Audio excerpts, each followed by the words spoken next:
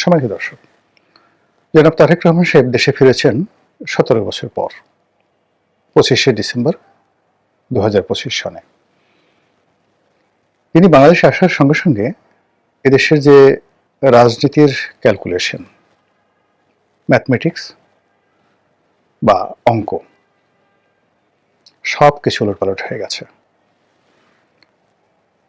মানুষ দলে দলে তার সঙ্গে সাক্ষাৎ করার জন্য পাগলের মতো ছুটে আসছে দেশের বিভিন্ন প্রান্ত থেকে।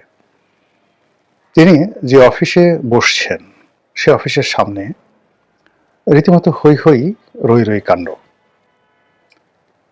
ব্যবসায়ী, আমলা, কামলা, দালাল, ফড়িয়া, রাজনীতিবিদ, ধর্মবেত্তা থেকে শুরু করে সমাজের সকল মানুষ সবাই ছুটছেন বিভিন্ন কারণে। কেউ তারেক রহমান সাহেবের সাথে দেখা করার জন্য যাচ্ছেন, কেউ দূর থেকে তাকে, যারা ঢুকতে পারবেন না তিনি গাড়িতে উঠবেন, নামবেন, এ দৃশ্য দেখার জন্য মানুষ সেখানে দাঁড়িয়ে আছে। কেউ সেখানে গিয়ে ছবি তুলছেন।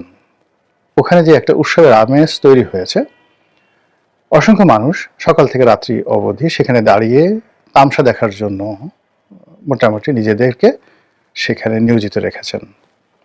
মানুষে মেলায় যেতে বা বিপণী বিতানে ঘুরতে, নিউ মার্কেটে ঘুরতে, বই মেলায় ঘুরতে যেভাবে আনন্দ উপভোগ করে, এমনি এই সময়টিতে এসে তারেক রহমান সাহেবের অফিসের সামনে বহু মানুষের যে আগমন, ঠিক এরকম একটা পরিস্থিতি তৈরি হয়েছে।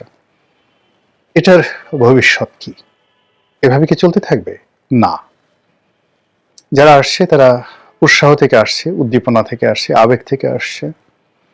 অনেকে শুধুমাত্র তামসা দেখার জন্য আসছে। এটি 3-4 দিন পরে এটা থাকবে না, এটা বাস্তবতা। পরবর্তীতে যে পরিবেশ পরিস্থিতি হবে তাকে নিয়ে কেন্দ্র করে, সেটা হলো তার আম্মা যেভাবে ফিরোজাতে ছিলেন, তার আম্মা যেভাবে ঠিক 2017-18 সনে বিএনপির অফিসে আসতেন, বসতেন এবং মানুষজন যেভাবে স্বাভাবিকভাবে যেতেন, ওরকমই একটা অবস্থা হবে। আগামী জাস্ট কল্প কয়েকদিনের মধ্যেই এই মোহটা মানুষের কেটে যাবে। দ্বিতীয় যে বিষয়টা হলো যে তারেক রহমান সাহেবের আগমনকে কেন্দ্র করে নানা রকম হিসাব নিকাশ হচ্ছে। তিনি হঠাৎ করে এলেন কেন? কে তাকে আনলো? কে তাকে নিশ্চয়তা দিল এদেশে আসার জন্য? তিনি তো আসতে পারছিলেন না। এবং এই অল্প কয়েকদিন আগে তিনি নিজে ফেসবুকে পোস্ট করে বলেছিলেন যে তার বাংলাদেশের আগমন তার একক সিদ্ধান্তের বিষয় নয়, বহু পক্ষ এখানে জড়িত। তো সেই পক্ষগুলো হঠাৎ করে তারেক রহমান সাহেবের ব্যাপারে ইতিবাচক সিদ্ধান্ত কেন নিল? সেই পক্ষগুলো কারা? সেটা কি আমেরিকা? সেটা কি কানাডা, যুক্তরাজ্য, জার্মানি, নাকি ফ্রান্স অথবা ভারত, যারা অতিরিক্ত চিন্তা ভাবনা করেন, বিভিন্ন রকম ক্যালকুলেশন করেন, তারা এসব বিষয় নিয়ে আলোচনা করছেন। এরপর তিনি আগামীতে কিভাবে রাষ্ট্র চালাবেন, দেশ চালাবেন, এর কারণ হলো আজকের এই দিনটি পর্যন্ত আমি যে ভিডিওটি করছি, এই দিনের বাস্তবতা হলো 2026 সালের এই দিনের বাস্তবতা হলো মানুষজন ধরে নিয়েছে যে তিনি আগামীর প্রধানমন্ত্রী। মানুষ ধরে নিয়েছে বিএনপি রাষ্ট্র ক্ষমতায় আসবে এবং বিএনপির তার মন্ত্রী হবে কারা, তারপর তার প্রাইভেট সেক্রেটারি কারা হবে, তিনি যখন মন্ত্রী হবেন বা প্রধানমন্ত্রী হবেন, মন্ত্রী তো নয়, তিনি প্রধানমন্ত্রী হবেন, তখন প্রধানমন্ত্রীর প্রিন্সিপাল সেক্রেটারি থাকেন, মুখ্য সচিব থাকেন, তারপরে তার পিএস থাকেন, PS1 থাকেন, APS1 থাকেন, এরপর তার একজন সেক্রেটারি থাকেন পূর্ণ সচিব পদমর্যাদার। কারা হবেন এগুলো নিয়ে রীতিমতো দর কষাকষি, লবিং শুরু হয়ে গেছে। এটাই বাস্তবতা। তারপর বিএনপি জয়লাভ করবে, শতভাগ জয়লাভ করবে, কিন্তু কত সিটে জয়লাভ করবে এটা বিএনপি ঘোষণা করছে না। বিএনপির অনেক নেতা বলছেন মিনিমাম 260টি সিট তারা পাবে। কিন্তু এখন যে অবস্থা চলছে, এরকম যদি চলতে থাকে সিটের সংখ্যা বাড়তেই থাকবে। 260 থেকে বাড়তে বাড়তে 280 হয়ে যাবে এবং শেষ অবধি যদি সেই 1973 সনের নির্বাচনে আওয়ামী লীগের মতো অবস্থা হয়, তাহলে হয়তো 2 থেকে 3টা সিট বাইরে যেতে পারে, বাকি সবই বিএনপি পেয়ে যাবে। কিভাবে পাবে সেটা ভবিষ্যতে দেখা যাবে, কিন্তু বাস্তবতা এখন ওই পর্যায়ে চলে আসছে।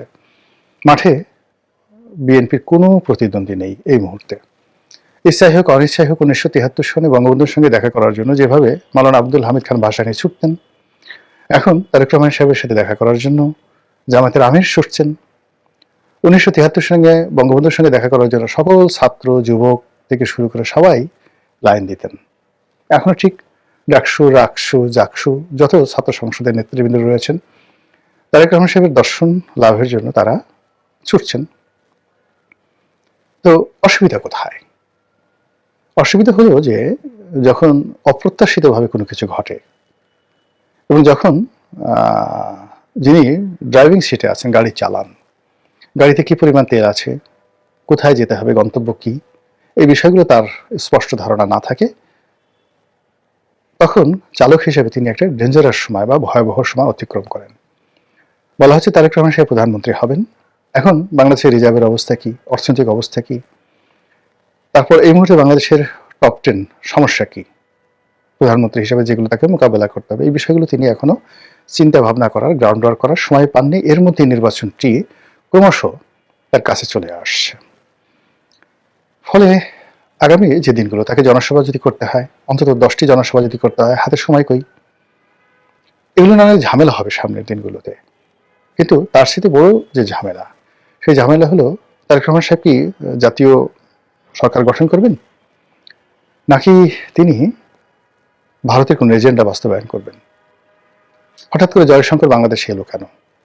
আর তার সঙ্গে এইভাবে দেখা করলে অনেকটা জয়শঙ্করের যে বডি ল্যাঙ্গুয়েজ ছিল এবং তারেক রহমান সাহেবের যে বডি ল্যাঙ্গুয়েজ, তাতে মনে হচ্ছিল তারেক রহমান সাহেব একেবারে প্রধানমন্ত্রী হিসেবে তাকে রিসিভ করছেন, আর জয়শঙ্কর ভারতের পররাষ্ট্রমন্ত্রী হিসেবে একজন স্বাধীন সার্বভৌম রাষ্ট্রের একজন প্রধানমন্ত্রীর সঙ্গে তিনি মত বিনিময় করছেন। এরকম একটা বডি ল্যাঙ্গুয়েজ সেখানে চলে আসছে। তো এই দৃশ্য দেখে ডক্টর মোহাম্মদ ইউনূস, তার পারিষদবর্গ, তারপর গত 15 মাস ধরে যারা রাষ্ট্র পরিচালনা করার বা সরকার পরিচালনা করার স্বপ্ন দেখতেন, সে এনসিপি, সে জামাত, তাদের নিঃসন্দেহে গাত্রদাহ হবে, তাদের মনে অনেক কষ্ট হবে, বেদনা হবে, এবং তারা সেই কষ্ট এবং বেদনাকে কাজে লাগিয়ে যদি কোনো অনার সৃষ্টি তৈরি করার চেষ্টা করেন, সেটাকে মোকাবেলা করার জন্য বিএনপি এবং তার যারা সাহায্যকারী রাষ্ট্রশক্তি আছে, তারা এই মুহূর্তে কতটা প্রস্তুত রয়েছে সেটা একটা বিরাট বিষয়। কিন্তু অবস্থা দৃষ্টি মনে হচ্ছে যে বিএনপি এই মুহূর্তে কেবল জনপ্রিয়তায় ভাসছে এবং বিএনপি এই মুহূর্তে রাষ্ট্র ক্ষমতা পরিচালনা করবে, ক্ষমতা আসবে ইত্যাদি বিষয়গুলো নিয়েই বিএনপি শুধু ভাবছে। এর বাইরে অন্য কোনো চিন্তা বিএনপির মাথায় ঢুকছে না। বিএনপির জন্য সবচেয়ে বড় সমস্যা হয়ে গেল যে তাকে এই মুহূর্তে ভারত বিরোধিতার যে একটা লেবাস দীর্ঘদিন ধরে তারা পরে আসছিল। ভারতের সাথে বন্ধুত্ব করা যাবে না, ভারতের সঙ্গে সম্পর্ক রক্ষা করা যাবে না। এখন মার্কেটে যে ন্যারেটিভগুলো ছড়িয়ে পড়েছে সেটা হলো যে ভারতের গ্রিন সিগন্যাল পেয়ে তারেক রহমান সাহেব আসছেন এবং আগামীতে তাকে ক্ষমতায় থাকতে হলে ভারতকে ছাড় দিতে হবে। তো এই যে ভারতকে ছাড় দিতে হবে, এটা তিনি কিভাবে মোকাবেলা করবেন এবং তার প্রেক্ষিতে কি ধরনের ছাড় ভারতকে দিতে হবে? আওয়ামী লীগের রাজনীতিতে পুনর্বাসিত করতে হবে, নাকি শেখ হাসিনাকে বাংলাদেশে আসতে দিতে হবে, নাকি কি? এই বিষয়গুলো নিয়ে যত বেশি আলোচনা হচ্ছে এবং বিএনপি বিরোধী শক্তিদের যে সকল সোশ্যাল মাধ্যম রয়েছে তারা যে সকল ন্যারেটিভ প্রচার করছে, সেই ন্যারেটিভের কারণে ক্রমশ বিএনপি রাজনীতি যেভাবে জটিল হয়ে যাবে, সেটার জন্য তারেক রহমান সাহেব যদি মোকাবেলা করতে না পারেন, তার দেশে আগমন তার নিজের জন্য এবং বিএনপির জন্য একটা বুমেরাং পরিস্থিতি তৈরি করবে। আসসালামু আলাইকুম ওয়া রাহমাতুল্লাহি ওয়া বারাকাতুহু।